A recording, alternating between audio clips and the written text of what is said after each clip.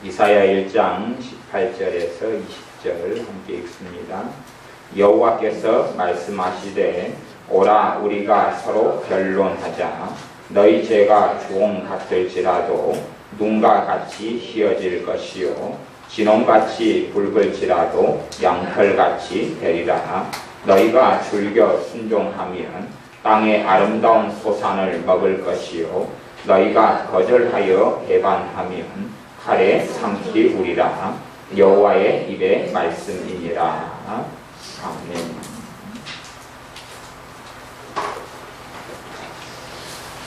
제가 하루 밤을 지내면서 고심을 했습니다. 어떤 고심이냐 그러면 말씀이 두 개가 제게 자꾸 오는데 순종에 대한 말씀하고 좀 일상적으로 이야기하면 가게 저주라 하는 말씀 두 개가 오는데 도대체 어느 것을 전하라고 이 두 개의 말씀이 자꾸 있느냐. 둘 중에 하나가 이렇게 있으면 전하면 되는데 순종에 대한 말씀을 계속 주시면서 또한 이 땅에 하나님께서 심판하시는 방식들, 방법들에 대해서 그쪽에 말씀이 계속 두 가지가 와서 어느 것을 전하라고 말씀을 주시는 것이냐. 그래서 내내 자다가 깨다가 자다가 깨다가 자다가 깨다가 그렇게 해서 아침이 되어서 그 다음에 문득 드는 것이 하나님의 각 가정과 삶 속에 임해 있는 진노를 푸는 방법으로 순종을 말씀하시는 거구나 이게. 그래서 두 가지가 다른 말씀이 아니라 같이 연결되는 말씀이구나 하는 것을 아침나절에 깨달았습니다. 이제 듣는 것이 좀 여러분들이 둔하시기 때문에 정말로 많은 이야기를 하고 많은 말씀을 사실은 나누어야 됩니다. 그런데 제가 예를 들어서 가게 저주다 그러면 가게 저주는 뭐냐 하면 여러분이 짓는 죄를 통하여 여러분 자손 3, 4대 이상까지 하나님의 진노와 심판이 간다는 말입니다. 그게 이제 가게 저주라는 것입니다. 여러분 부모가 지은 죄를 통해서 여러분과 여러분 자녀들과 여러분 손주들과 그 밑에 자녀들에게 하나님의 진노와 심판이 임한다는 것입니다. 그게 가게 저주라는 것입니다. 아담 할아버지가 지은 죄를 통해서 우리 전 인류가 심판을 받았습니다. 그것이 하나님의 심판과 저주라는 것입니다. 그래서 이러한 가게 저주라고 통칭되는 어떤 것이 사실은 그것만 가게는 집안에 내리내리 내려오는 저주 그런 것만을 그냥 이야기하는 그런 영역은 아니고 굉장히 포괄적이고 깊은 내용입니다. 그래서 그러한 가게 저주다 이런 것이 있다. 그러면 요즘에 많은 가르침은 그런 가르침이에요. 이러한 가게 저주를 어떻게 해결하고 풀 수 있을 것이냐. 거기에서 많이 제시되는 것 중에 하나가 어떤 기도문을 가지고 좀 기도를 하면 해결되지 않을까 등등 또 조상의 죄를 가지고 하나님께 회개하면 해결되지 않을까 등등의 가르침이 있지만 사실은 별로 해당 사항도 없고 그리고 가능하지도 않은 이야기들이 많습니다.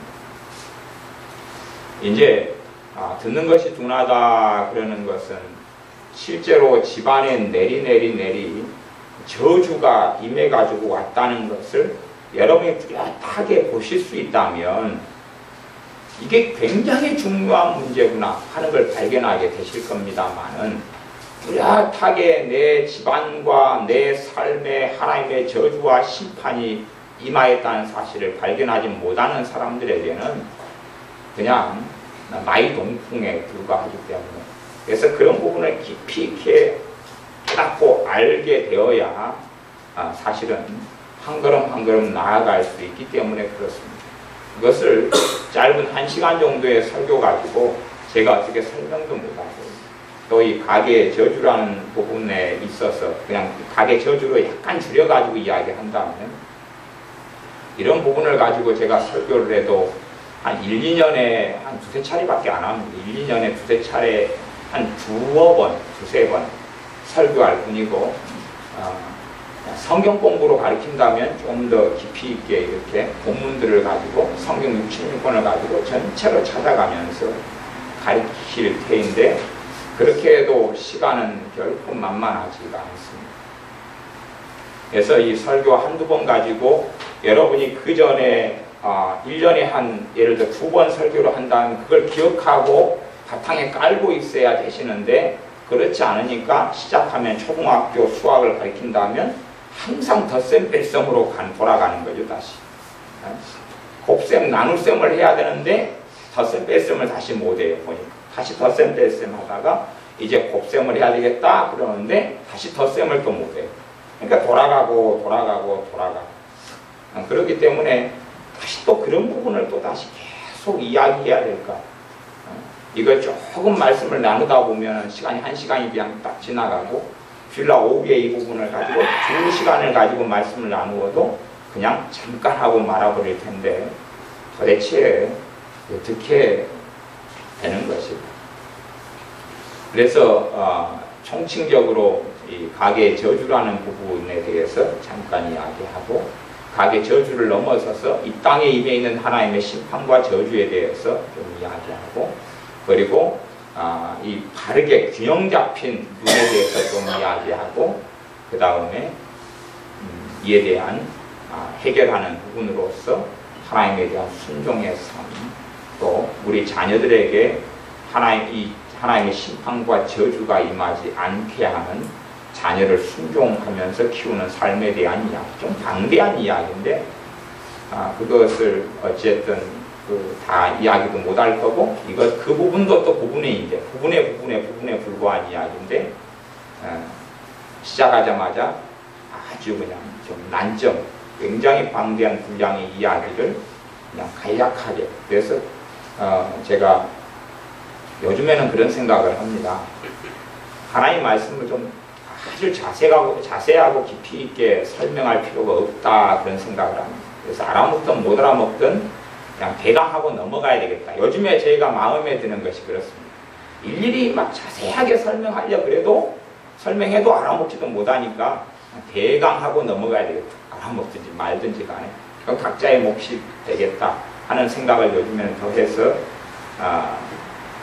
어제 그제 새벽에도 사실은 좀 깊이 있게 많이 설교해야 될 내용인데 제가 그냥 아주 다 덮어버리고 그냥 원론적인 이야기만 하고 말하자면 새벽에 어제 설교를 토요일날 새벽 설교다면 그걸 좀 제대로 설교하면 한 2시간은 해야지 좀 다루는 건데 제가 아주 초스피드로 20분이 안 돼서 아마 끝내버렸어요. 굉장히 방대한 이야기가 있는 그 본문을 설교를 했는데 그냥 대강 덮었어요. 뭐 아주 깊이 있게 이야기한다 해서 별로 알아볼 거라고 생각은 안 되었어요. 그렇습니다. 자 이제 가계 저주라는 부분을 좀 좁게 이야기한다면 본질적으로 가계 저주는 하나님의 심판인데 하나님과 어떤 방식의 심판이 일반적이냐 그러면 보호의 울타리를 치우시는 겁니다. 보호의 울타리를 치우시는 겁니다. 그래서 원수 마귀의 집중적인 공격을 받게 됩니다. 원수 마귀의 집중적인 공격을 받게 됩니다. 가령 10계명, 2계명, 1, 2계명 그 중에서 2계명으로 이야기하면 우상 숭배하는 사람들에게는 3, 4대까지 하나님께서 심판하시리라 그랬습니다. 우리가 최소한 3대, 4대까지 가면 우상 숭배가 다 대한민국 사회는 있어요. 그러면 그의 강도만큼 강한 것만큼 하나님의 진노와 심판이 임해 있고 그만큼 더러운 원수 마귀 귀신들은 침입하게 됩니다. 누구의 삶에요? 내 자녀들의 삶. 내 자녀들의 삶과 우리의 삶에 침입하고 공격하게 됩니다. 그래서 그런 부분은 어떤 면에서는 태어나는 입장에서는 불공평한 것처럼 보여져. 태어난 입장에서는 말하자면요, 이 죄로 인한 가정의 마귀 역사가 많을수록 한 사람은 태어나면서 한 100kg의 짐을 짊어지고 태어나고 한 사람은 한 20kg를 짊어지고 태어나고 한 사람은 10kg를 짊어지고 태어납니다. 그러나 각 사람이 집안에서나 부모에서 태어나는 것은 절대 우연히 태어나지 않습니다. 우연히 태어나지 않고 하나님께서 누구가 자식을 낳으면 그 사람에게서 태어나도록 사람들은 예정되었습니다. 이제 요 이야기, 누구에게서 태어나도록 예정되었다는 이야기를 하고 그에 대해서 알아먹게 성경 가지고 우리가 설명하려면 그건 5시간짜리입니다. 기본 설명이 5시간짜리입니다.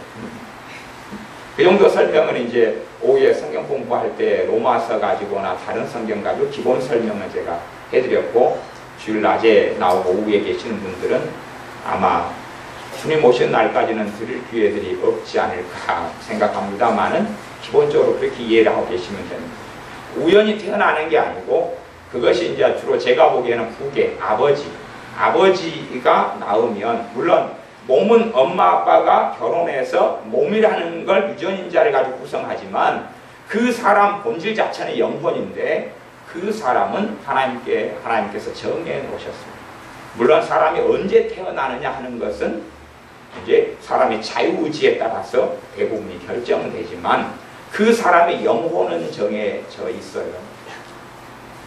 그렇기 때문에 우리는 아프리카에서 태어날 수가 없었고 또한 미국에서나 유럽에서는 결코 태어날 수가 없었습니다. 그냥 우리는 이곳에서 태어나는 것, 내 아버지에게서 태어나는 것이 하나님의 주권적인 예정입니다. 그거는 불변의 것이. 그렇기 때문에 아브라함이 멜기세덱에게 전쟁에 이긴 후에 11조를 바쳤는데 아브라함의 증손주, 아주 태어나려면 200년이나 남아있는 증손주가 그 아브라함의 허리에 있어서 11조를 멜기세덱에게 바친 거다 라고 성경은 이야기합니다. 그러니까 200년 뒤에 태어날 레위라는 후손이 이미 아브라함에게는 있어요. 아브라함이 하는 행동이 아브라함에게만 국한되지 않는다 그 말입니다. 태어날 후손들에 대한 대표성을 가지고 있습니다. 아담 할아버지가 지었던 범죄가 아담 할아버지에서 태어날 모든 사람들에 대한 대표성으로 범죄가 되는 것처럼 실제로 저나 여러분이 짓는 죄는 저나 여러분을 통해서 또 다시 태어나야 될 자손이 있다면 그의 인생과 삶을 대신하여 짓는 죄가 됩니다. 그것 때문에 각 사람들이 어떻게 살까를 주의해야 되고 또 하나님 앞에서 내가 그리고 내 부모가 그 다음에 내 할아버지 할머니가 내 증조부모가 지은 범죄들이 내가 지은 범죄하고 하나님은 똑같이 다루신다는 사실입니다. 왜냐하면 실제로는 내가 지은 죄이기 때문에 그렇습니다. 그까지는 이제 좀 어려운 이야기니까 그 말씀은 이제 더 들어가지 않겠습니다. 그래서 내가 지은 죄를 통하여 내 자손들에게 하나님의 진노와 심판이 임합니다. 진노와 심판의 방법은 보호싹의 울타리를 치우신다고 그랬습니다. 우리가 그래서 끊임없이 깨어있어 기도하고 말씀 속에 살아가야 될 이유는 사실은 그렇게 깊이 있게 기도하고 말씀 속에 살아가지 않으면 마귀의 역사가, 더러운 귀신들의 역사가 정리가 되지 않기 때문에 그렇습니다. 그냥 우리는 생각하기를 돈만 좀 있고 좋은 직장이 있고 좋은 먹을 것 또 집이 있다면 나는 평안하고 행복할 것이라고 생각합니다. 하지만 전혀 그렇지 않다는 것을 모든 사람은 경험합니다. 왜냐하면 마귀 역사 때문에 그렇습니다. 그래서 부모는 또 조상은 후손들에 대해서 얼마나 마귀 역사가 들어오고 침입할 것이냐의 문을 기본적으로 결정합니다. 얼마나 강도, 원수 마귀 강도에게 넓은 문을 열 것이냐 아니면 닫아줄 것이냐를 결정합니다. 물론 이제 자녀들이 태어나 버린 다음에는 그 부분에 있어서는 제한점을 가집니다. 그리고 내 자녀가 결혼을 해서 가정을 꾸려버렸다면 이제는 별개의 문제가 됩니다. 도와줄 수 있는 한계가 이제는 사라졌다, 그런 이야기입니다. 또 성경적으로 하면 내 자녀가 아직 결혼을 안 한 미혼인데 30살이 넘어버렸다 그러면 그때도 이제 별개의 문제가 됩니다. 그래서 결혼한 경우에는 하나님께서는 그 사람 가정에 대한 주권을 다른 방식으로 다루셔요. 결혼한 경우에는 남자는 부모를 떠나 아내와 한 몸을 이룰지니라 라는 말씀으로 별개로 다루고, 그래서 제가 어제는 어떤 분의 그 질문에 메일로 답변을 드리면서 짧은 거기에서 옮겨놨던 글 한 토막을 갖다가 이렇게 칼럼란에다가 실어 놓았습니다. 그 글은 뭐냐 그러면 결혼의 출발점은 부모를 떠나는 것이다. 그 부분에서 순종하지 않으면 사실은 하나님께 주신 복된, 또한 하나님께서 주시고자 하는 결혼 생활을 할 수가 없다. 물론 부모와 함께 살고 있느냐 함께 살고 있지 않느냐 이야기를 하고 있는 건 아닙니다.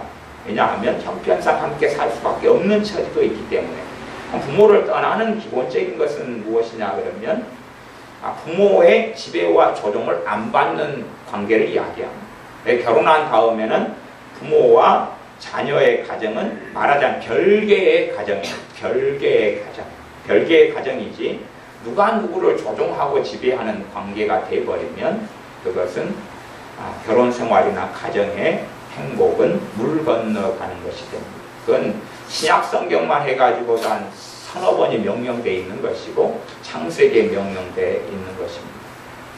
그래서 시부모든지 친정부모든지 아니면은 자기 남자 같으면 자기 부모든지의 종속적인 관계는 결혼 다음에는 반드시 정리가 안 되면 그런 가정에는 원수 마귀의 침입은 열린 문을 넓게 열어주는 문제가 됩니다. 그건 이제 가정생활에 대한 문제니까 그까지는 이제 이야기를 깊이 있게는 이제 안 합니다. 그래서 결혼해버린 다음에는 별개의 가정이 되고 별개의 영적 권위의 구조 속에 들어가기 때문에 결혼한 다음에는 이제 이 가정 속에 내려오는 저주와 하나님의 심판, 말하자면 마귀가 공격하고 들어오는 열린 문을 부모로서 어떻게 도와줄 수 없게 되어집니다. 그 다음에 결혼을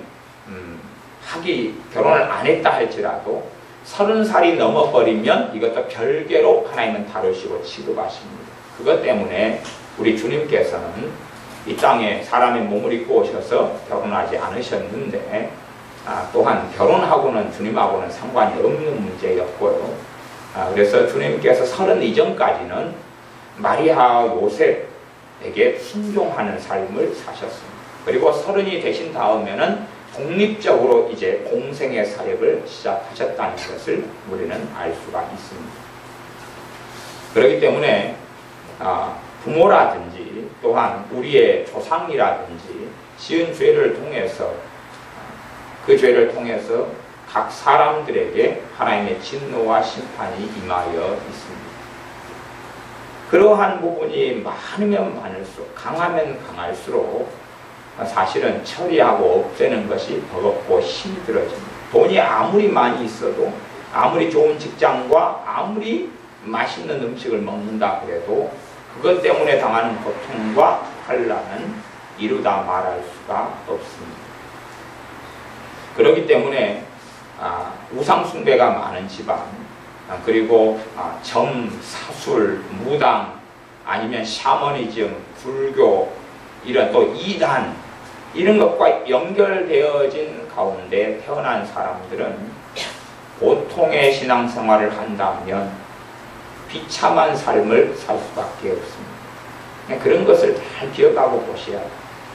보통의 신앙생활을 한다면 비참한 삶을 살게 됩니다.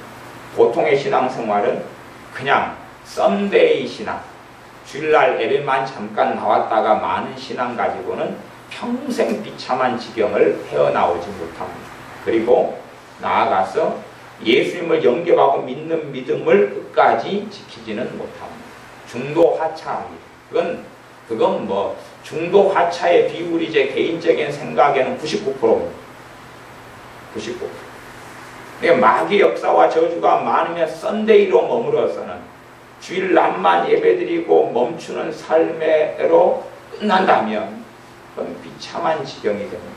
물론 제가 썬데이라는 것이 주일만 예배당에 나오고 딴 때는 못 나올 수밖에 없는 형편의 사람들 이야기하는 게 아니라 내가 주님 앞에서 매일 깨어있는 기도 생활과 말씀 생활과 예배 생활을 할 수 있느냐 하는 것입니다.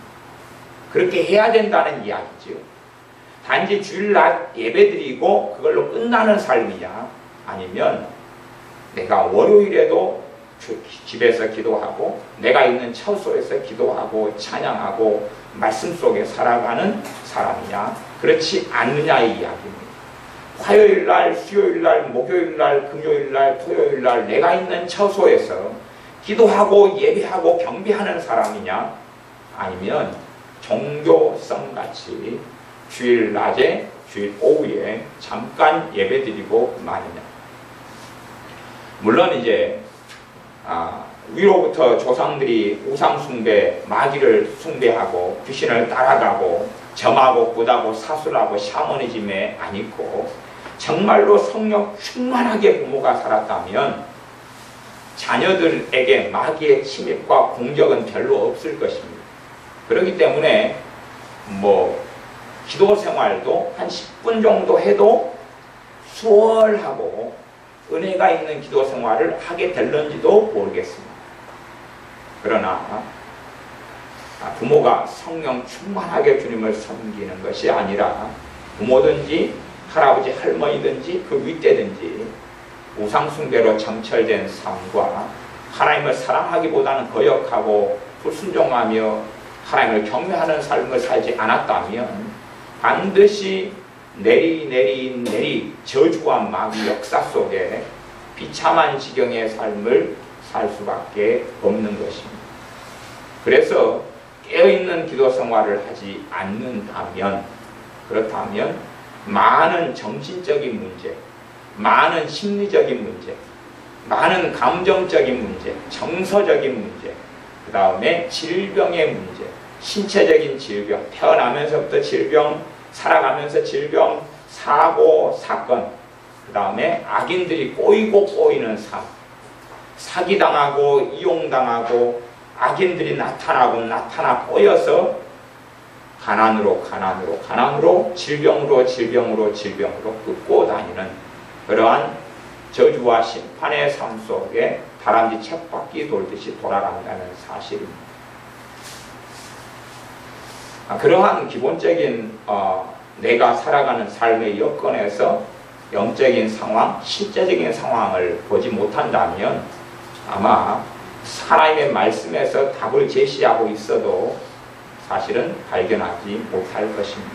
또 하나님의 말씀에서 제시하고 있는 답이 있어도 그것이 그냥 1번, 2번, 3번, 4번, 5번 가운데 3번을 내가 찍는다, 이게 정답이다, 그런다 해서 해결은 결코 되지도 않고 그런 방법은 없다는 사실입니다. 그래서 내 삶 속의 역사는 마귀 역사만 좀 정리하려고 해도 꾀있는 기도 생활 가운데 주님과 동행하고 살며 말씀대로 살며 찬양하고 예배하는 가운데 깊이 있게 들어가 살면서 제가 전에도 말씀드렸습니다.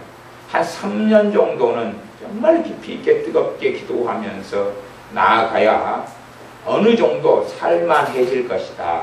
그렇게 이야기합니다. 살만해질 것이다. 그래서 마귀 역사가 많고 저주가 많고 우상숭배가 많은 사람들이 정말로 깨어있어서 주님을 섬기고 신앙생활을 하지 않으면 그의 삶에서 누리고 느끼는 것은 별거 정말 아무것도 없습니다. 출발점이 유감스럽게도 다르다는 사실입니다. 출발점이 달라. 나는 어찌됐든 내 부모의 선택에 의해서 내가 내 인생과 삶의 많은 부분이 좌우될 수밖에 없기 때문에 그렇습니다. 여러분의 선택 때문에 여러분 자손의 인생과 삶의 많은 부분이 결정됩니다. 물론 태어난 이후에는 이제는 내가 하나님 앞에 두 발로 서야 될 수밖에 없지만 그럼에도 그렇습니다.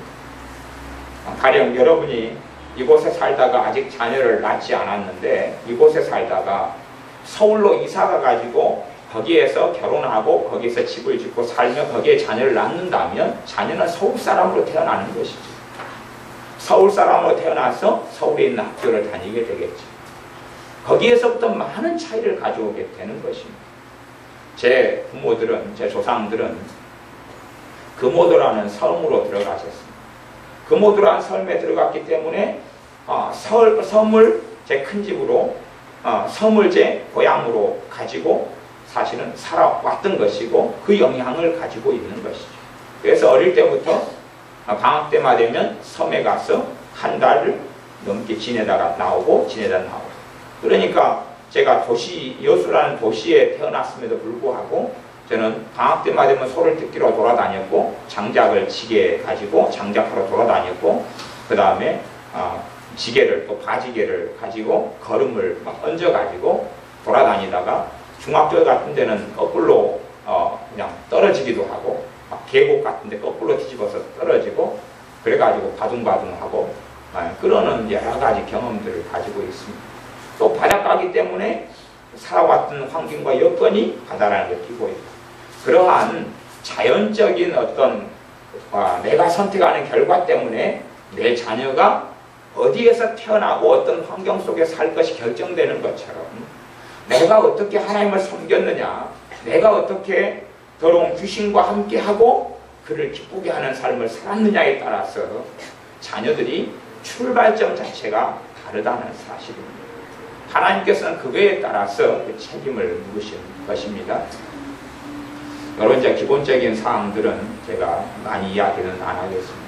왜냐하면 제가 몇 년에 걸쳐서 이런 영역에 있어서 성경 신약과 구약을 골고루 찾아가면서 말씀을 전해왔기 때문에 그렇습니다.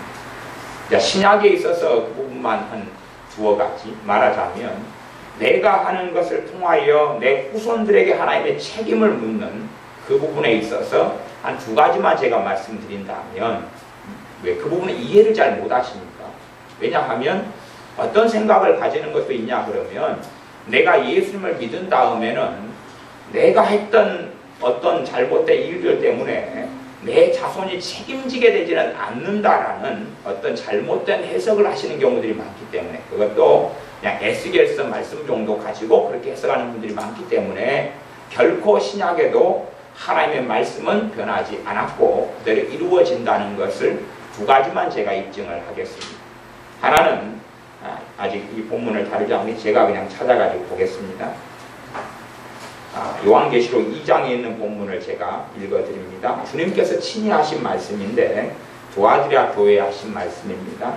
어떠한 죄에 이 이세벨을 내가 용납함이니 그가 내 종들을 가리켜 꿰어 행음하게 하고 우상의 재물을 먹게 하는 찾으실 필요 없습니다. 이사야 1장을 그 본문을 같이 보고 살펴야 되기 때문에요. 2장에 있는 요한 2장에 있는 말씀을 제가 읽습니다. 내가 그에게 회개할 기회를 주었으되 그 음행을 회개하고자 아니하는도다. 그러면서 그의 행위를 회개치 아니하면 큰 환난 가운데 던지고 주님이 친히 하신 말씀입니다. 두아드랴 교회에 그 행위를 회개치 아니하면 큰 환난 가운데 던지고 또 내가 사망으로 그의 자녀를 죽이리. 두아드랴 교회의 사람들 또 지금 현 시대의 교회 신자들까지도 그가 죄를 짓고 어떤 부분에 있어서 이 두아드랴 교회 본문까지는 제가 설명하지 않겠습니다.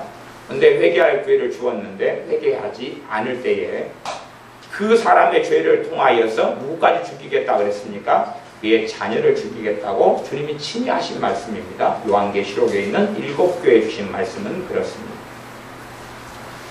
그 다음에 이제 곧이 언제가 될지는 모릅니다만은 곧 전 세계에는 대환란이 닥쳐옵니다. 전 세계에는 대환란이 닥쳐옵니다. 그것이 곧인데 곧이 언젠지는 모르겠습니다.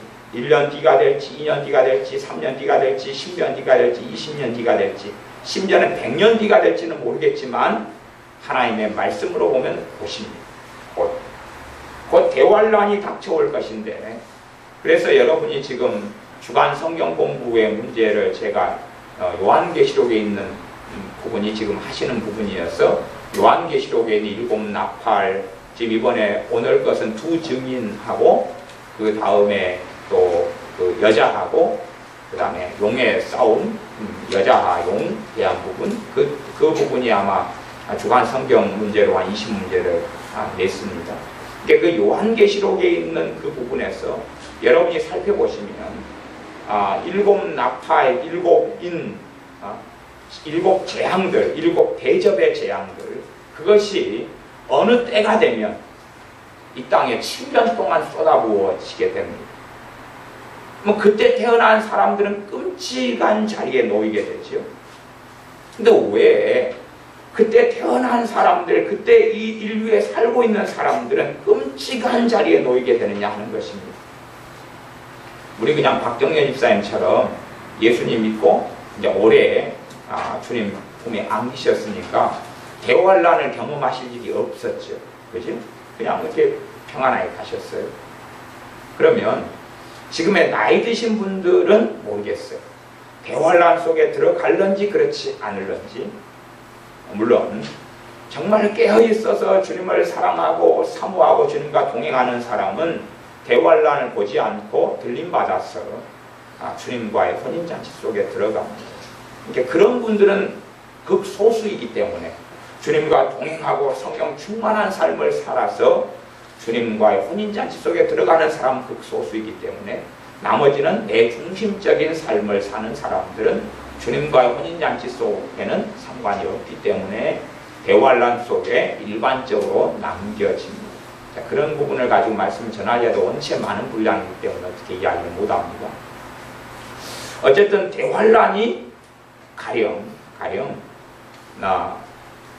그냥 내일부터 닥쳐온다. 그러면 내 자녀들은 깨어있는 신앙생활을 하는 게 아니겠죠. 그잖아요. 내 자녀들은 성령 충만한 삶을 사는 게 아닐 거 아니에요. 자녀들은 이 땅에 남습니다. 대부분의 부모들도 남겠죠. 그럼 왜 작년에 내가 이 땅을 떠났으면 좋았을 텐데, 작년에 내가 늙어서 주님의 품에 안겼으면 됐을 텐데, 내가 왜 남아있기 때문에 내일부터 대환란에 들어간다고 가정하면 7년 동안 심한 대환란에 들어갑니다. 그것은 인간사 이후로는 존재하지 않았던 대환란입니다. 말하자면 과거의 지진 가운데 끔찍했던 지진이 IT 지진이거나 아니면 일본의 원자력 발전소가 이런 무너졌던, 그걸 통해서 겪었던 심각한 것, 아니면 관동 대지진 이런 것들이 있는데, 그것은 그냥 말하자면 막대기에 불과한 사건이 대환란입니다. 7년 대환란이 되면 한순간에 인구의 3분의 1이 죽임을 당하고 선박이 다 파손되고 무너지고 사람들이 하루하루 1초의 그 고통 가운데 못 견뎌서 울부짖는 시간이 7년입니다. 사람이 오직하면 죽고자 싶어도 자살을 기도하고 시도해도 죽을 수 없는 시간, 하나님의 진노가 임해가지고 죽지 않는 한은 그 고통 속에 죽을 수 없는 시간들이 7년 동안 오게 됩니다. 그러면 왜 7년 대환란이 있느냐, 그것입니다. 그것은 아담 때로부터 죄가, 하나님의 심판이 전가되고 차가지고 하나님의 모든 진노와 심판이 이 땅 위에 사는 사람들에게 쏟아 부어지는 타입이 되기 때문에 그렇습니다. 그래서 그 세대가 우리 세대든지 다음 세대든지 그 다음 세대든지 태어나게 되는데, 그 세대가 7년 대환란 마지막 때에 맞는 세대가 된다면 누구든지 상상할 수 없이 끔찍한 하나님의 진노 속에 들어가게 됩니다. 그것이 가계 저주라는 개념을 넘어서지만, 훨씬 넘어서는 전반적인 하나님의 진노와 심판에 대한 부분이지만, 그러나 우리가 짓는 죄도 그 하나님의 진노가 흘러내려간다는 사실입니다. 집집마다 저 위에서 상수도에 있는 데서부터 집을 지어가지고 하수동물을 흘려보내면 여기 요 아래쪽에 있는 사람들은 그 부정물 하수동물이 다 콸콸콸 들어올 것 아닙니까?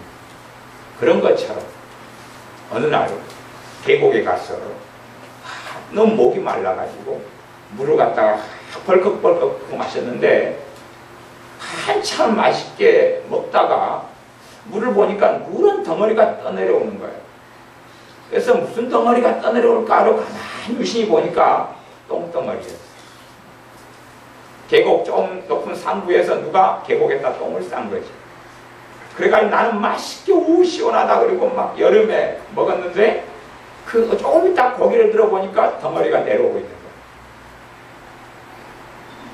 밑에서 그 결과를 누리게 되는 것이 내 자손과 내 자녀들이 내가 지은 죄, 내 부모가 지은 죄, 그 윗대 10대라도 100대 위라도 지은 하나님의 진노가 넘어와서 터지는 거예요. 지진도 그러합니다. 지진도 계속 아예 온도가 상승하고 압력이 상승하고 증가하고 쌓여가지고 벌어지고 화산도 그렇게 가지고 터져나가는 것이에요. 쌓여서 터지는 것. 그것이 대환란입니다. 대환란보다 좀 경미한 것을 전 인류는 경험했는데 노아와 홍수입니다. 노아와 홍수는 좀 경미한 것. 왜? 물로 한순간에 쓸어버렸기 때문에 경미하죠. 도망가다가 물이 오고 차 올라와서 꿀꺽 물 먹고 죽었으니까 경미하죠. 또 깊은 샘들이 터져가지고 거기에 빠져 죽기도 하고 그랬는데 경미하죠. 그래서 노아와 대홍수는 아주 좀 경미한 것에 7년 대환란에 비교하면 그렇습니다. 그렇기 때문에 우리가 지은 죄가 그로 인한 하나님의 진노와 심판이 후대까지 이어지는 것을 제가 2개 가지고 지금 입증을 했습니다. 그래서 이 하나님의 저주와 심판 그리고 좀 협의적으로 이야기한다면 집안에 내려오는 저주와 하나님의 심판 그것은 크게 2가지 균형 잡힌 생각이 필요합니다. 하나는 뭐냐면 갈라디아서 3장의 말씀 주님께서 십자가에서 모든 저주를 담당하셨다는 사실 그게 한 가지 균형 잡힌 것이고 또 하나는 그럼에도 불구하고 이 땅에는 저주와 심판이 그대로 있다는 사실 이 2가지 이야기입니다. 봐보십시오. 주님께 십자가에서 모든 저주를 담당하셨습니다. 그 다음에 가시원컨기가 사라졌습니까? 안 사라졌죠. 주님께서 채찍에 맞으심으로 너희가 나음을 입었도다. 병 나음을 입었도다. 그리고 우리의 모든 질병을 짊어져 주셨습니다. 자동적으로 모든 질병이 다 사라졌습니까? 죽음도 없습니까? 사망도 없습니까? 질병이 없습니까? 예수님 믿는 다음에 질병이 이제 없습니까? 아니면 에덴 동산처럼 일하지 않아도 먹고 살만한 넉넉하게 됐습니까? 그대로 저주 속에 있죠. 여자가 해산하는 고통을 저주를 통해 죄를 통해 받았는데 해산하는 고통이 그대로 남아있죠. 남자가 땀 흘려 일하고 수고하는 게 그대로 남아있죠. 그래서 균형 잡힌 것이 필요하다 그 말입니다. 사람들은 좀 이론적이고 허구적이 될 때가 많은데 갈라디아 3장의 말씀에 모든 저주를 주님께 담당하셨기 때문에 이제 가계 저주는 없다 그러는 순진한 생각을 한다 그 말이에요. 그게 없다면 질병이 없어야 돼요. 가시원컨기도 없어야 돼요. 이 사람 몸속에 아담 할아버지를 통해 들어왔던 죄가 남아있지를 않아야 되는 것이에요. 예수님을 믿는 순간에는 사라져버려야 돼요. 다 없어져 버려야 돼요. 다 없어져야 돼요. 하지만 그렇지는 않다는 사실입니다. 그래서 주님께서 저주를 담당하신 그 십자가의 복음을 가지고 어떻게 우리의 삶에 내려오는 이 저주의 문제, 마귀 역사의 문제, 하나님의 진노의 문제, 하나님의 심판의 문제를 하나님의 말씀을 가지고 주 예수님의 복음을 가지고 어떻게 처리해 나갈 수 있을 것이냐 하는 균형 잡힌 그러한 깨달음과 배움들이 필요하다 그 말입니다. 그래서 우리가 지은 죄를 통해서 자녀들에게는 하나님의 진노와 심판이 그대로 내려간다 그랬습니다. 그리고 부모가 지은 죄를 통해서는 그대로 내려갑니다. 그리고 이제 여러분 자녀가 일단은 결혼도 했고 30살도 넘었습니다. 근데 심각한 것이 하나가 있어요. 심각한 게. 여러분이 죄를 짓고 마귀 역사, 저주, 심판을 그대로 다 가진 이것을 여러분이 유산으로 넘겨줄 날이 다가옵니다. 언제 넘겨주느냐? 물론 여러분은 무관심하시겠지만, 자녀를 별로 사랑하지 않는 분들은 무관심하시겠지만, 여러분이 이 땅의 인생을 떠나고 죽으실 때에 유산을 물려주시게 됩니다. 여러분이 죽으실 때에, 이 땅을 떠나고 죽으실 때 되면 여러분에게 역사하는 모든 질병, 고통, 아픔, 우울증, 모든 것을 남아있는 자녀들에게 다 전가가 되고 다 부어지는 때가 여러분이 돌아가실 때입니다. 그러니까 여러분이 이제 돌아가셔 버리니까 남아있는 자손들에 대해서 신경을 안 쓰시겠지만은 그때 자손들은 끔찍한 일을 경험하게 됩니다.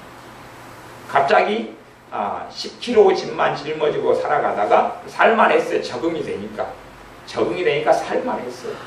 살아가다가 갑자기 이제 부모인 여러분이 돌아가십니다. 돌아가시니까 여러분에게 정신적으로 공격해 왔던 마귀 역사, 정신적인 병, 아니면 뭐 뇌출혈, 우울증, 질병, 암, 아니면 사건, 사고, 악인들이 꼬이는 것, 가난, 이 저주와 이 하나님의 심판과 이 마귀 역사가 짬뽕이 돼가지고 여러분이 죽는 순간에 여러분 자손들에게 쏟아부어집니다. 이게 30살이 넘어더라 별로 상관없습니다. 그냥 쏟아부어집니다.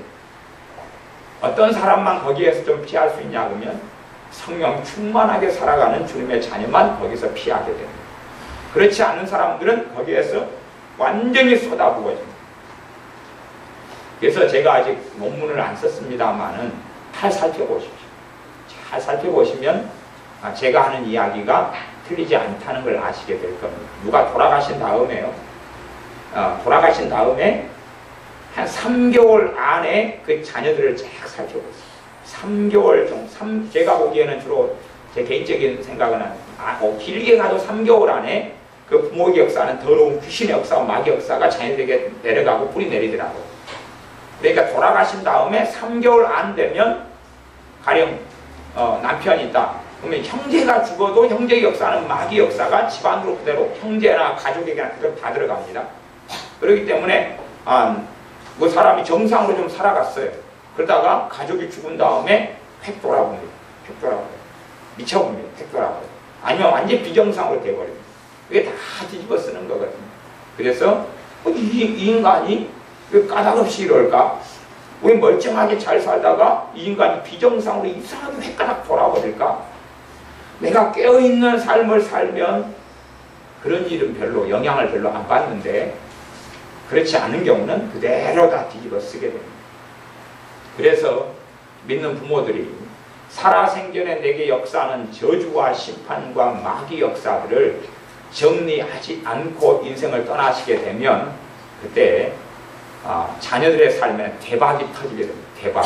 아주 대박이 터지는데 그냥 빚 5억 대박 정도는 아무것도 아닙니다. 마귀 역사는 돈 5억 빚쟁이가 쫓아오는 것하고 비교할 수 없는 평생의 고통이고 대를 이어서 받는 고통이기 때문에 아주 끔찍한 고통이 됩니다.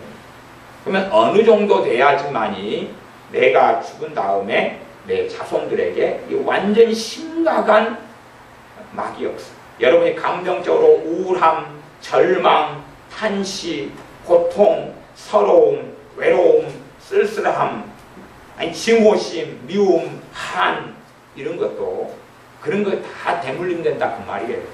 여러분이 가지고 있는 거. 가령 자녀가 요 안에 한을 요만큼 가지고 있어요. 여러분이 딱 죽은 다음에 여러분이 요만큼 한을 여러분도 가지고 있어요. 그걸 확 줘버리니까요 목까지 넘쳐가지고 넘어오게 됩니다. 그렇게 된다. 그래. 그래서 내가 15kg까지 짊어질 수가 있어요. 가령 내가 지금 현재 10kg를 짊어지고 살아가고 있어요. 겨우 한 걸음 한 걸음 한 걸음 그 찬양도 한 걸음 한 걸음 주 예수님 함께 걸어가고 있는데 부모 가진 10kg 짐이 갑자기 돌아가시면서 확 얹어버리니까 15kg까지가 내 맥시멈이에요. 감당할 수 있는 건데 20kg까지 보니까 그래서 꽉 엎어져버려요. 인생 못 살겠어.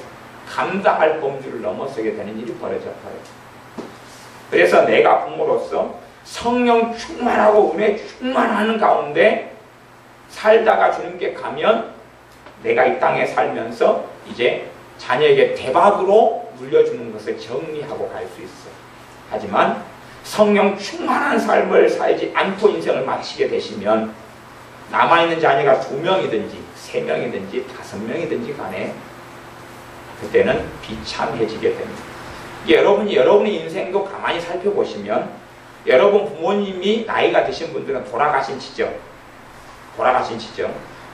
그 다음에 몇 개월 안에 여러분 형제나 가족이 죽은 다음에 몇 개월 안에 또 자녀들이 죽은 다음에 자녀들 거 위로 올라오거든요. 어린 자녀들이 일찍 죽었다고 위로 올라와요. 위로나 옆으로. 그 다음에 한두 달, 두세 달 안에 뒤집어 쓰는 것을 여러분은 쉽게 보실 수 잘 보셔야 됩니다. 저는 그런 걸 관찰하는 것이 제 일 중에 하나이기 때문에 누가 돌아가신 다음에는 간간히 유심히 살핍니다. 저는 살펴본 지가 그래도 20년이 넘기 때문에 요즘에는 이제 얼마나 눈이 생겨서 대강 보면 누가 죽은 다음에는 가족이 누가 있으면 저기에는 저기에서 유산의 한 영적 유산 한 50%가 흘러가겠네. 저 양반 인생 됐을 저 양반은 한 30% 정도니까 버틸지 못 버틸지는 모르겠네. 그렇게 이제 제 눈에는 대강 보여요. 제가 대단히 신령해서가 아니라 그런 거 좀 관찰만 하면 다 가질 수 있는 이 지혜입니다. 어려운 건 아니에요. 보는 눈만 있으면. 그래서 여러분의 삶 속에 성령 충만하게 주님 앞에 살아가는 것이 관건이 됩니다. 그래야지만 이 정리를 하시고 그 다음에 자손들에게 무엇만 물려줄 수 있어요? 복만 물려줄 수 있어요. 나를 사랑하는 자에게는 천대까지 은혜를 베푸느니라. 천대까지. 근데 내 아버지가 주님을 사랑하다가 가셨는데 왜 내게는 복이 안 오냐? 천대까지 와요. 천대까지 흘러갑니다. 천대까지니까 반드시 그 안에는 주님 오실 거기 때문에 주님 오실 때까지 모든 자손이 내가 주님을 경외하고 사랑하고 살다 가면 모든 자손이 누리게 됩니다. 그 천대까지의 자손들은 하나님에 다 예정돼 있어요. 다 누리게 됩니다. 대신 내가 흘려보내는 복이 너무 미미해가지고 말하자면 내가 주는 빚더미는 1억인데 내가 주는 복은 자손마다 10만원씩 줘요. 10만원씩. 표시 나요? 안 나요? 안 나요. 9,990만 원의 빚일 뿐이에요. 1억 빚을 물려주는데 복이 10만원을 깎아요. 표시가 안 나요. 그것이 문제예요. 빚은 1억을 물려주고 유산을 10억을 물려주면 깎아서 9억이 남을 텐데 이게 복은 반드시 흘러내려옵니다. 하나님을 경외하고 사랑하면 천대까지 복을 주는데 하나님의 복이 예비되어 있는데 도대체 얼마나 분량이냐는 것이 대부분의 신자들이 가진 분량은 아주 미미하고 약소하고 적습니다. 별것 없어요. 그냥 받으나 안 받으나 별로 상관이 없다. 그 정도에 불과해요. 주님을 섬기고 주님을 경외하고 그렇게 살아가는 사람이 드물기 때문에 어쨌든 부모님이 죽은 다음에는 알게 됩니다. 저분이 신앙생활을 하고 죽었는데 정말 거기에서 오는 복이 아주 크고 하나님을 정말 경외하고 살았다면 내 삶 속이 펴지게 되는 것이에요. 어려움이 있다가도 펴지게 되고 그 전에 10kg 짐이 있다가 5kg가 사라지고 10kg 있다가 8kg가 사라져. 하나님의 복이 임하니까. 몇 대까지요? 1000대까지. 대신에 누군가가 자기의 죄를 통하여 하나님에 대한 반역을 통하여 100kg 짐을 짊어지고 있다 그러면 10kg가 사라지니까 90kg겠지. 그럼 별로 표시 안 나겠지만 내가 10kg를 지고 있는데 10kg가 사라진다 그러면 이제 너무나 가뿐하고 수월하겠지. 그런 차이가 있기 때문에 정말로 누가 하나님을 경외하고 살았느냐는 그가 돌아가시면 자녀들의 삶이 열매가 되어서 어느 정도까지 드러나고 나타나게 됩니다. 대박이 터질 수가 있고 빚 5억이 터져버릴 수가 있고 영적으로 마귀역사 완전히 뒤집어져 버릴 수가 있고 그래서 영적인 독립이라는 거 굉장히 중요합니다. 영적으로 독립됐을 때에 최대한 그 악한 저주와 심판과 마귀역사의 영향을 벗어나게 되고 내가 성령 충만할수록 그 부분은 벗어나게 되는 부분이 있습니다. 그래서 이 마귀 역사를 정리하는 것이 쉽지 않다. 그래서 제가 지난 주일 낮에는 정말로 주님 앞에 살아가는 것이 오랫동안 기도하고 예배하고 찬양하고 깨어있는 삶을 오래 살아야 된다. 그것이 사실은 이거 정리하는 길이기 때문에 그렇습니다. 이 마귀 역사, 저주와 부모가 지었던 죄, 내가 지은 죄를 통하여 들어오는 마귀 역사와 저주를 정리하는 여정을 걸어가야 되거든요. 그렇지 않으면 그냥 기도문 하나로 예배 한번 드리는 걸로, 심지어 안수기도 한번 받는 걸로 정리되지도 처리되지도 않습니다. 일단은 이 이사야 본문 전에 자녀들에 대한 걸 먼저 말씀을 드립니다. 자녀들에 대해서는 10계명의 5계명의 부모에게 순종하라. 부모에게 순종하라. 순종을 통하여서 자녀들에게 역사는 마귀 역사와 저주와 하나님의 심판과 또한 마귀 역사의 문을 닫을 수가 있어요. 자녀들이 부모에게 순종하는 자녀들이 되면 이 문을 많이 차단하고 닫을 수가 있어요. 제가 주보에 실어놓았는데 잠언 30장 17절의 말씀을 제가 읽어보겠습니다. 아비를 조롱하며 엄히 순종하기를 싫어하는 자의 눈은 골짜기에 까마귀에게 쪼이고 독수리 새끼에게 먹히리라. 이게 하나님이 선포하는 심판입니다. 하나님이 이렇게 심판을 선고해 놨어요. 그렇기 때문에 여러분 자녀를 불순종하게 만들면 아주 놀라운 일이 생깁니다. 아주 놀라운 일이 생깁니다. 내 자녀가 부모에게 순종하느냐 순종하지 않느냐는 자녀의 생명과 직결된 문제가 되는 것이지, 그렇지 좀 순종해서 복 좀 받고 불순종해서 복 안 받고의 문제가 아니고요, 하나님의 진노와 심판 속에 들어가고 원수 마귀의 밥이 되어버립니다. 그러니까 자녀의 비율을 맞춰주는 삶은 자녀가 거역하는 삶, 불순종하는 삶이거든요. 자녀의 비율을 맞춰주는 삶을 부모가 산다면 자녀에게는 아주 놀라운 일이 벌어지게 됩니다. 그 평생에 놀라운 일이 벌어지게 됩니다. 말하자면 30kg, 50kg의 짐을 짊어지고 살아가게 되는 것입니다. 그래서 여러분이 나이가 드신 분들도 부모에게 불순종하고 거역하고 사셨던 분들은 죄는 다 항상 죄로 남아있기 때문에 회개하기 전까지는 심각하게 알고 주님 앞에 회개하셔야 됩니다. 아비를 조롱하며 엄히 순종하기를 싫어하는 자의 눈은 골짜기에 까마귀에게 쪼이고 독수리 새끼에게 먹히리라. 부모인 여러분이 여러분에게 불순종하는 자녀를 용서해줘도 그것하고는 아무 상관이 없습니다. 여러분이 아이고 하나님 나는 다 용납할 수 있어요. 괜찮아요. 불순종하는 자녀라도 내가 다 끌어안을 수 있고요. 내가 다 사랑해요. 괜찮아요. 여러분은 괜찮지만요, 하나님하고는 상관없는 이야기입니다. 하나님은 하나님의 일을 행하십니다. 하나님은 하나님의 일을 행하시기 때문에 까마귀에게 쪼이고 독수리 새끼에게 먹히리라. 이게 하나님의 선공입니다. 그냥 성경이 이대로 돼 있어요. 이대로. 그렇기 때문에 자녀를 순종하지 않게 키워보십시오. 자녀의 인생에 아주 놀라운 일이 벌어집니다. 그건 알아서 하시면 됩니다. 자녀를 순종하게 키우든지 그렇지 않게 키우든지 알아서 하시면 됩니다. 그런데 눈을 좀 뜨고 성경 66권에 자녀를 순종하게 어떻게 키워야 되는지 말씀하고 있기 때문에 거기에 주목하시든지 그렇지 않으시든지는 알아서 하시면 됩니다. 하지만 순종하지 않게 키우면 여러분이 아무리 자녀를 사랑해서 돈을 주고 좋은 학교에 진학을 시켜주고 그리고 먹을 걸 주고 재능을 달란트를 개발시켜 주셔도 그 인생과 삶은 비참해지게 될 것입니다. 돈은 벌 수 있을지 몰라도 정신병이 들어올 것입니다.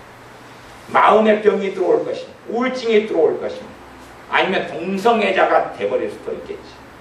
마귀 역사에 열린 문을 열어주기 때문에 무슨 귀신이 더러운 마귀가 침입하고 공격할런지는 알 수가 없습니다.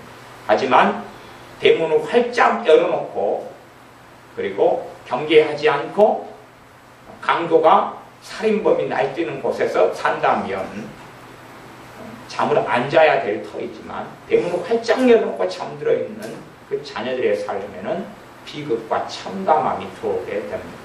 물론 자녀가 커버린 다음에는 어떻게 못하겠지. 그래서 자녀가 불순종하는 자녀였다. 그러면 여러분이 아무리 자녀를 위해 중보기도 하고 뭐 한다 해도 그 자녀가 이제 20몇 살이 됐고 30몇 살이 됐어요. 그러면 그래도 형극의 길을 걸어갈 수밖에 없습니다. 형극의 길이다 그랬으면 제가 형극의 길을 걸어갈 수밖에 없습니다. 비참한 길을 걸어갈 수밖에 없습니다.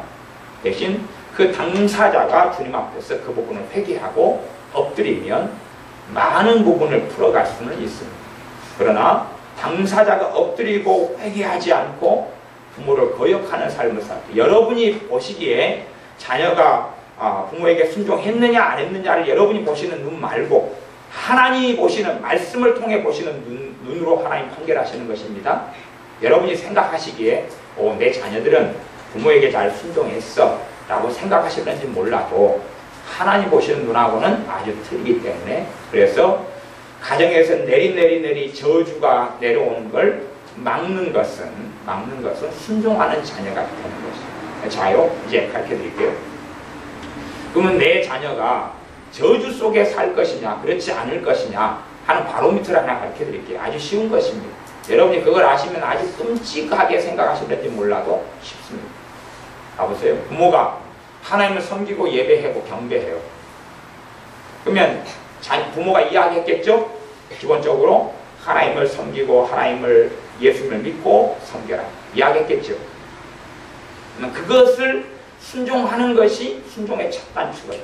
나머지는 용돈 주고 아이고 부모 기분 좋게 하고 다 필요 없어요. 그거는 하나님하고는 별로 해당상이 없는 이야기고요. 부모가 예수님을 믿어요. 자녀가 같이 믿음의 길 신앙의 길을 걸어가지 않으면 그것은 가장 악한 불순종이 됩니다. 그래서 그걸로 내 자녀를 순종하게 키웠는지 그렇지 않는지를 그냥 알 수가 있어요. 그냥 알 수가 있으니까 그 부분에서 순종하게 키우지 못하셨다면 유감스럽게.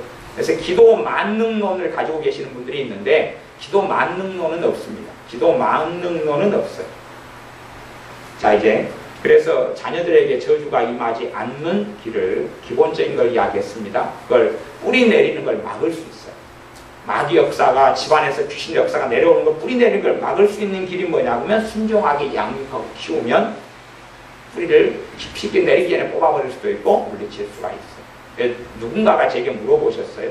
어떻게 우리 집안에는 마귀 역사와 저주가 이쪽 저쪽에 어마어마하게 많은데 어떻게 이 부분을 정리할 수 있느냐 물어보셔서 내 자녀들에게 이것이 흘러가지 않게 어떻게 정리하실 수 있느냐 물어보셔서 제가 그에 대한 답변을 그분은 궁금하시니까 제가 말씀을 드린 것입니다. 여러분의 자녀에 대해서도 다 커버린 다음에는 이제 안 되지만 말씀드린 것이고 자녀가 품을 떠나버린 경우에는 이제 그가 해왔던 부모에 대한 거역과 불순종에 대한 것은 자기가 다 짊어져야 되지 그런 것을 가지고 놓고 여러분이 중보기도 해주시 기도해 주셔봐야 그건 소용이 없는 일이다. 그리고 제가 말씀을 드렸습니다. 그 다음에 이제 이 순종이 마귀 역사나 하나님의 진노나 심판을 또한 가계 저주를 치우는 그러한 열쇠가 됩니다. 열쇠가 되는데 사람들이 잘 알지 못하는 순종의 부분을 일단 두 가지를 말씀드리고 그 다음에 본문을 좀 설명하고 부족한 부분은 다시 오후에 다시 또 진도를 나가보도록 하겠습니다. 사람들이 알지 못하는 두 가지 부분의 순종이 있는데 두 가지 부분의 순종의 하나는 디도서 2장 9절에 적어놨습니다. 본문에 주보에 실어놓았습니다. 제가 읽어보겠습니다. 디도서 2장 9절 종들로는 자기 상견들에게 범사에 순종하여 기쁘게 하고 거스려 말하지 말며 봐보세요. 종들은 노예입니다. 노예. 옛날에 노예제도가 있는 시절에 디도라는 주의 종에게 하나님께서 사도 바울을 통하여 하시는 명령입니다. 목회자인 주의 종인 디도여 당신이 당신의 교인들을 말씀으로 양육할 때에 종들 가운데 당신 교회 교인들 가운데 종들이 있다면 노예들이 지금 신앙생활을 하고 있으면 노예들에게 가르쳐야 될 것이 이겁니다. 그것은 자기 상견들에게 범사에 순종하여 범사는 뭡니까? 모든 일에 순종하라. 모든 일에 순종하여 기쁘게 하라. 누구를 기쁘게 해요? 주인을 기쁘게 하라. 그리고 거스려 말하지 말아라. 거스려 말하지 말라는 것은 거역해가지고 말하지 말도록 그렇게 하나님 말씀을 가르쳐라. 그것입니다. 이게 하나님께로부터 온 명령입니다. 하나님께로부터 온 명령이에요. 그래서 그러면 종들 노예들이면 지금에는 노예제도가 없습니다. 우리 한국 사회에는. 그러면 직장 생활이 기본적인 적용이 됩니다. 직장 생활에서 직장 상사나 사장에 대해서 어떻게 하느냐의 부분이 됩니다. 대신에 좋은 직장을 선택하는 것은 민주주의 사회에서 내가 할 수 있는 몫이고, 직장은 내가 선택하는 것이지만 그 안에 들어가서 있는 한은 무엇을 해야 됩니까? 순종이라는 사실. 상사를 기쁘게 하는 것이고 거스려 말하지 않는 것이고. 그렇기 때문에 노조나 노동운동이라는 것은 끔찍한 하나님에 대한 반역이 되는 것입니다. 이때는 지금 노예제도가 있을 때입니다. 노예에 대해서는 주인은 임금을 주지 않습니다. 자기가 원하는 걸 시킵니다. 장작들에서 장작해와라. 청소해라. 가세가 일하고 와라. 가세가 일하고 와도 일하고 왔느냐? 이제는 밥 차려라. 내 발 씻을 물 내놔라. 그러는 게 노예입니다. 그러지만 주인을 기쁘게 해라. 그렇게 말씀했습니다. 이 부분에 있어서 이 민주화 속에 살아가는 사람들은 하나님의 자녀가 성경에 주목해서 보아야 돼. 이런 말씀이 반복돼서 신약성경에 나옵니다. 사도 바울 서신은 반복돼서 종들은 예수님께 하는 것처럼 주인을 섬겨야 된다라고 나옵니다. 물론 이 부분도 그냥 간략한 원리만 이야기할 뿐이고, 이제 주님 안에서 어떻게 순종할 것이냐, 어떤 부분까지 순종할 것이냐의 문제는 아주 복잡하고 방대한 부분이 돼서 그 구체적인 부분까지는 다룰 수가 없습니다. 이건 아주 많은 시간을 할애해야 되는 부분이 됩니다. 하지만 기본 원리는 뭐냐 그러면 범사에 순종하여 주인을 기쁘게 해야 한다는 것입니다. 주님 말고요, 내가 섬기는 상전 이야기입니다. 내가 섬기는 상전에 대한 이야기입니다. 그 순종을 하지 않기 때문에 심각한 문제가 일어납니다. 이게 제가 어린이집 같은 경우는 요즘에 하도 그 임금 착취가, 노동 착취도 많고 어린이집 원장들이 거짓말도 사기도 너무 많이 칩니다. 그러니까 이건 어린이집은 저는 요즘에는 반대합니다. 반대. 보내려면 그냥 학교, 초등학교에 딸린 어린이집이나 보내는 게 낫지, 일반 어린이집은 저는 아주 어린이집 원장들이 악한 사람들을 많이 보기 때문에 아주 그건 인정하지 못합니다. 근데 어쨌든 그런다 할지라도 내가 어린이집 보사로 들어가면 누구를 기쁘게 해야 되는 것입니까? 원장님을 기쁘게 해야 되는 것입니다. 그 사람이 도둑놈이든지 사기꾼이든지 그 사기에 나를 동참시키지 않는 한은 내가 그를 거스려 말하거나 그 어린이집 원장님에 대해서 내가 교사로 있는 한은 그를 비난하거나 정죄하거나 비판하지 않아야 된다는 사실입니다. 누구 앞에서요? 하나님 앞에서. 범사에 순종해야 한다는 사실입니다. 그런 부분을 이해하지 못하기 때문에 아주 신자들이 어리석고 악한 자로 나갑니다. 그게 하나. 그게 아주 잘 알지 못하는, 성경에 명백하게 반복적으로 나와 있는데 알지 못하는 어리석은 것. 그래서 자기의 직장의 상사나 아니면 회사의 오너를 비판하고 정죄하는 자리에 들어가면 그건 하나님에 대한 불순종이 되는 부분입니다. 그래서 하나님께서 오직 하면 누구에게 가르치라 그랬어요. 그런데 제가 노사 문제를 왜 이야기합니까? 성경이 있잖아요. 그지요? 그래서 이야기하는 게 제가 정치 문제 이야기하는 게 아닙니다. 노사 문제를 왜 이야기합니까? 그렇게 하지 말라고 이렇게 나와 있는 본문이 이런 본문들이거든요. 그러면 도대체 뭘까요? 도대체 뭘까요? 정치 문제가 이야기하는 게 아니에요. 하나님에 대한 순종 문제를 이야기하고 디도라는 주의 종에게 당신 교인들을 반드시 그걸 가르쳐야 된다고 하나님의 명령이 떨어진 것이에요. 저는 하나님의 명령에 순종하고 있는 것이지 무슨 노사 중에서 노동자가 오르냐, 회사 소유주가 오르냐의 이야기를 하고 있는 게 아닙니다. 하나님 말씀 이야기하고 있는 것입니다. 두 번째는 국가의 모든 권세는 하나님께로부터 왔다. 권세는 하나님께로 왔기 때문에 권세들을 순종하고, 권세를 거스르는 자는 하나님에 대한 반역이다, 하나님에 대한 거스림이다라고 로마서 13장에 말씀하고 있습니다. 그렇기 때문에 내 자녀들이나 우리가 국가에 대한 권세자들에 대하여 거슬리고 이게 법의 울타리 속에서 어떤 문제 제기나 싸울 게 있으면 법의 울타리에서 싸우면 되는 것이에요. 그러니까 내가 어떤 공무원하고 이야기를 했는데 이게 안 통해요. 그럼 그 사람 윗사람하고 이야기하면 된다는 이야기예요. 내가 어떤 민원의 부분이나 어떤 그 잘못된 법을, 회사에도 법이 있고 뭐가 있잖아요. 그 법에 있어서는 법을 가지고 법 안에서 해야 된다 그런 말이에요. 그렇게 해서 문제가 없는 방식으로 처리해 나가야 된다 그런 말이죠. 그렇지 개인적으로 인간적으로 사람을 비난하고 헐뜯고 공격하는 방식이 아니라는 것입니다. 국가에 대해서도 마찬가지입니다.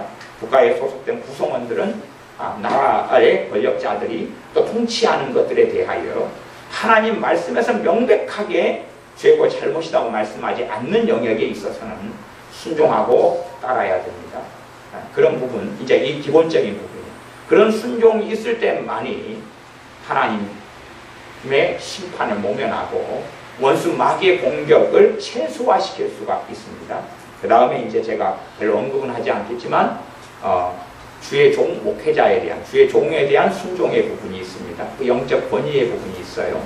네, 이런 부분까지는 이제 원체 남용되는 부분이 많기 때문에 또 국가의 권력자들이 권력의 남용이 너무 많기 때문에 사실은 말하기가 꽤 어려운 부분이지만 성경은 장로들에게 순복하라라고 말씀하고 있는 부분이 있습니다.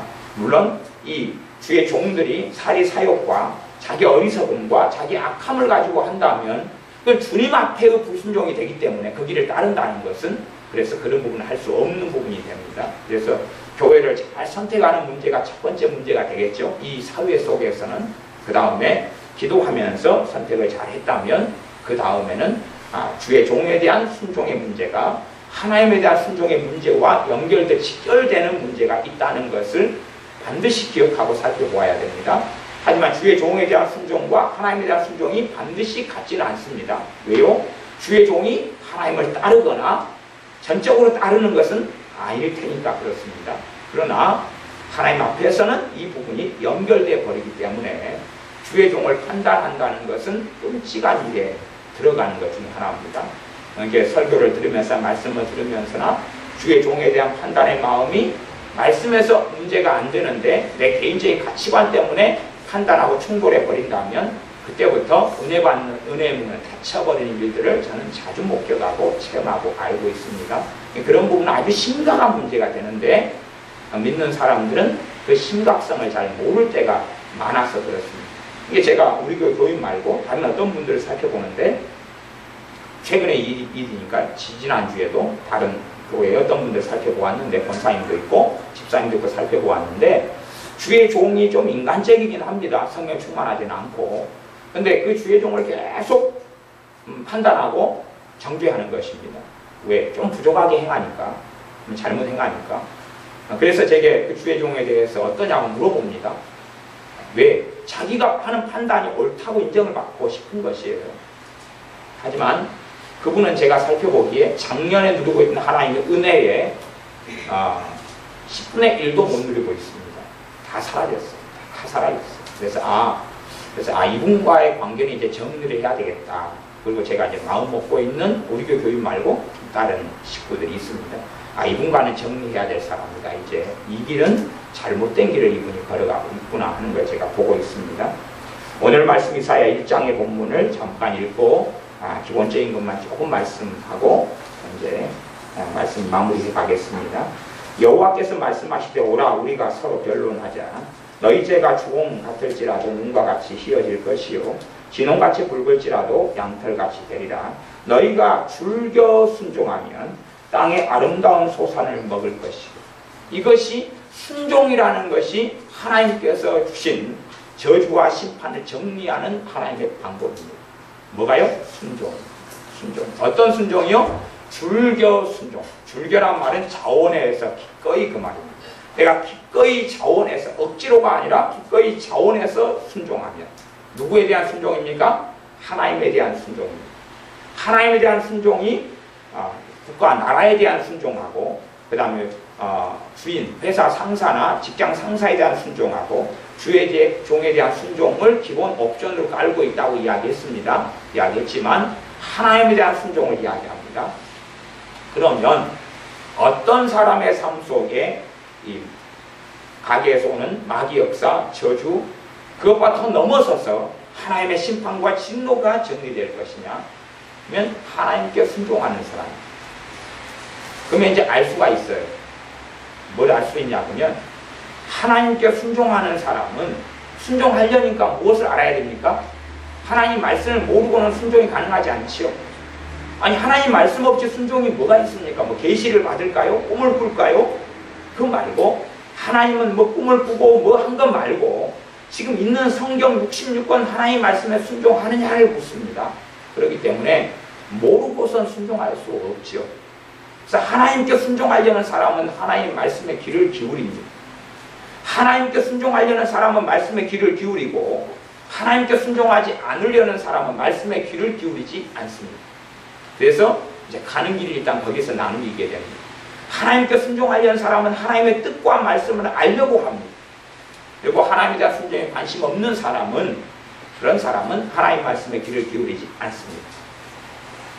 너희가 즐겨 기꺼이 순종하면 그래서 대부분 요즘에는 이 순종에 대한 문제를 단지 주의 종이 가지고 있는 어떤 영적 권위의 남용 그래서 주의 종에 대한 순종으로 엉망으로 만들어버린 것 하나 그건 아주 심각한 문제입니다. 심각한 문제. 그 다음에 돈을 내고 헌금을 내는 부분을 순종의 중심으로 가져가 버리는 그런 부분들 그런 부분들은 인정할 수 없고 용납할 수 없는 부분이 됩니다. 교회 절기로는 오늘이 맥추절인데 저는 개인적으로 우리 교회에서는 맥추절은 안 지냅니다. 왜 안 지내냐 하면 맥추절이 이미 지났기 때문에 그렇습니다. 맥추절은 언제였습니까? 오순절 때가 맥추절이었습니다. 17절, 오순절, 맥추절. 근데 왜 도대체 시간이 더 지났는데 성령 강림절인데 지나가지고 또 맥추절이 한국교회 절기 속에 있느냐 하는 것입니다. 그때는 보리농사 지을 때고 보리농사 지을 때 맥추 수확해가지고 하나님께 드리는 건데 그때는 교회적으로 너무 가난했고 어려웠고 농경시대였고 주의 종들이 먹고 살 게 없었고 하는 문제 때문에 맥추절이라는 절기에 필요성이 있었어요. 지금은 농사짓는 시대가 아니고 그리고 나아가서 맥추절은 성령 강림절로 성취가 되었어요. 그렇기 때문에 다른 걸 위해서 존재할 이유는 없어요. 왜? 그때는 지났거든요. 그래서 왜 도대체 한국교회가 맥추절을 계속하게 보내고 있느냐? 왜 주의 종들은 뻔히 그걸 알면서 왜 보내느냐 하는 문제 생각해야 돼요. 여러 가지 이유인데 하나는 종교성이고 두 번째는 헌금 문제고 그래요. 그러나 주의 종이 그런다고 해서 맥추절을 보낸다 그러면 나는 그 속에서 뭐 해야 됩니까? 순종해야 되는 문제지 내가 성경을 안다 그래서 판단하고 정죄해야 될 문제는 아니다 그 말입니다. 그러니까 알량한 지식과 정보로 판단하고 하는 문제로 가면 아주 심각한 문제가 됩니다.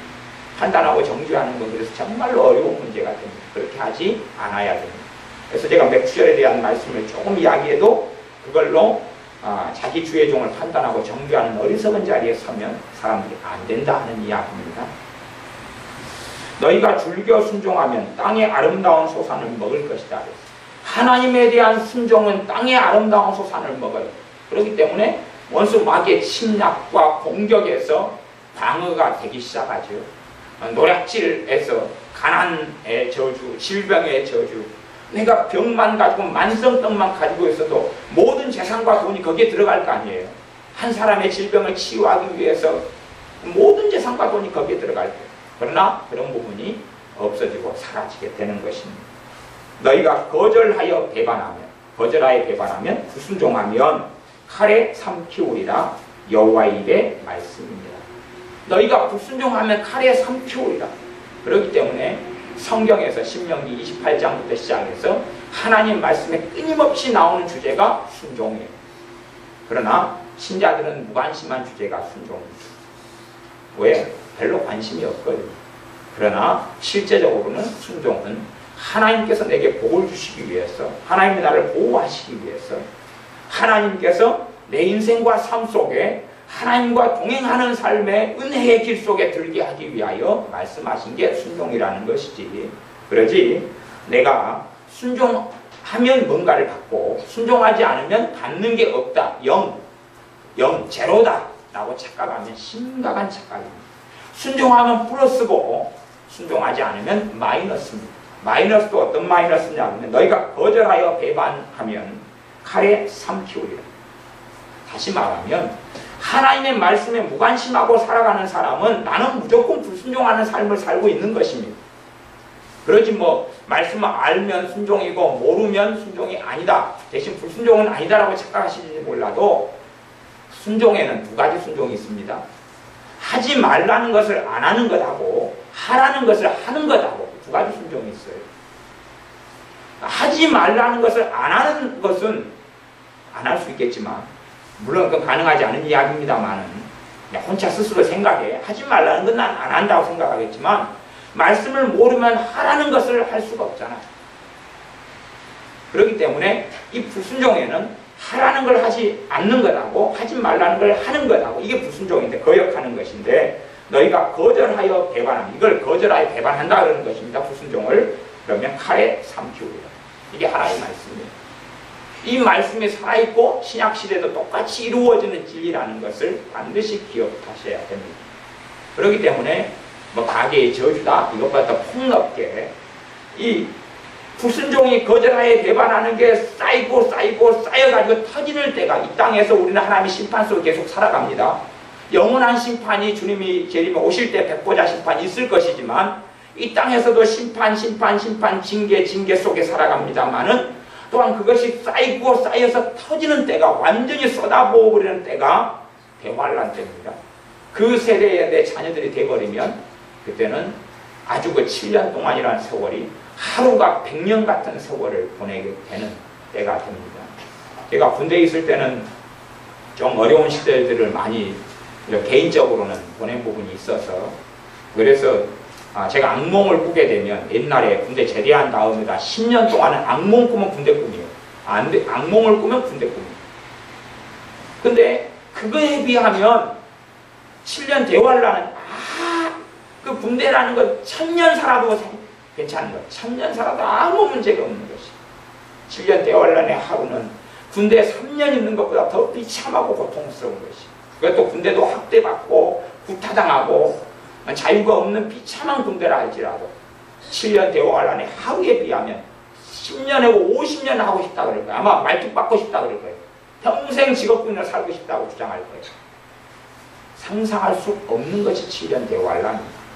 그 하나님의 진노가 칼에 삼키우는 게 쌓여가지고 이 땅에 살아가면서 나타날 뿐만 아니라 어느 때가 되면 내 자녀들의 때든지 우리의 때든지 그 다음 세대 때든지 간에 쏟아부어집니다.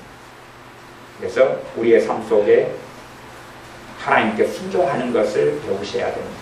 하나님 말씀에 귀를 기울여서 하나님을 영화롭게 하고 하나님을 기쁘시게 하는 순종 속에 내가 들어갈 때에 더러운 마귀의 역사가, 귀신들의 역사가, 다음 공격 마귀의 침입이, 다음 가게에 있는 저주들이, 그리고 불순종으로 인한 하나님의 진노들이, 조상 때부터 내게 임하에 있는 진노들이 사실은 사라지고 없어집니다.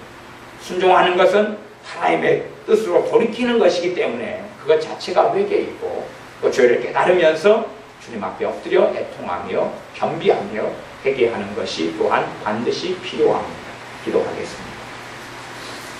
아버지 하나님, 우리의 삶 속에 고통스럽게 들어오는 더러운 귀신들의 역사, 정신병적인 또한 우울증으로, 낙심으로, 비관으로, 절망으로, 그리고 우리에게 있는 신체적인 질병과 암과 여러 가지 만성병들과 가난과 악인들이 우리의 삶에 넘쳐나는 것들, 이러한 무수히 많은 저주와 진노와 또한 마귀들의 역사를 순종함으로 정리하며 처리하는 것을 말씀을 나누었습니다.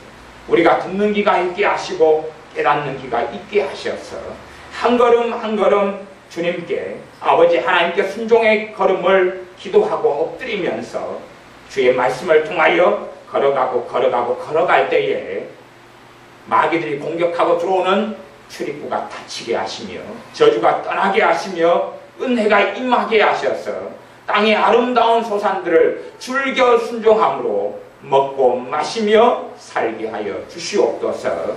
예수님의 이름으로 기도하옵나이다. 아멘.